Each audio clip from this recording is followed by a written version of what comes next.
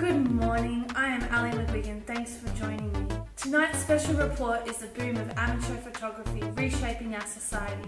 We are in communication with Professor Sarah Connor. Thank you for your time. My first question is, how do we understand amateur photography? Where should we start? Thank you for your invitation. Well, since the 30s, photography has shown its capacity to imprint a historical value.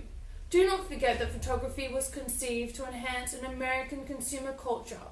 However, authors such as Anne Daldry argues that a key aspect of photography is its capacity to convey emotion with real-life experiences. As you can see, there are two contrasting positions here. One where photography is a marketing tool, and another where photography humanizes the person by an emotional connotation. Okay, so after almost 80 years, what position do you think is more prevalent these days? How do you see photography now? My personal view is that we are saturated by images. Actually, this is not only my opinion. Authors such as James Potter is hugely preoccupied by what he calls data smog. In fact, we can see social media sites such as YouTube, which uploads more than 50,000 hours of video every day. Many of those videos are amateur, the same as pictures in Facebook or Instagram. Still, all of these amateur videos and photographies are a great source of entertainment for many, especially for younger generations. Here we can observe that just as in the 30s, photography is still used to enhance a consumer culture. Thank you for your time, very appreciated. Now I have Professor Laura Vince. Good evening, Miss Vince. What do you think is the function of amateur photography? Thank you, Ms. McGuigan. I should say that photography is not just a vehicle for social interaction or economic growth. In fact, the proliferation of pictures should be seen with unease, as we should be subject to all sorts of tactics to influence our attitudes. For example, I have this picture.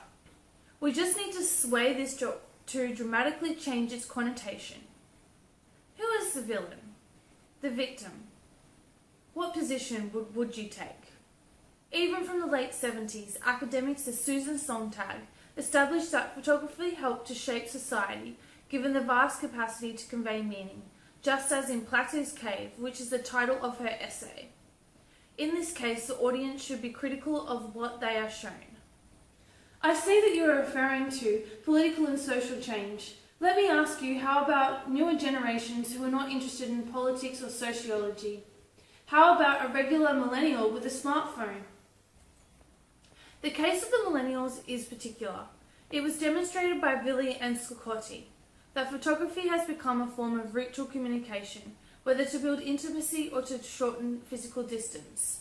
Particularly on social media, millennials are completing their communication process through photographies and less on the written or spoken language. The effects of this are still to be seen in the following years. Thank you for your intervention. As we could observe, photography since its creation was alongside with social development. We could perceive three momentums. Firstly, photography as an advertising tool to install consumer against the ideal notion that photography should be emotional and human.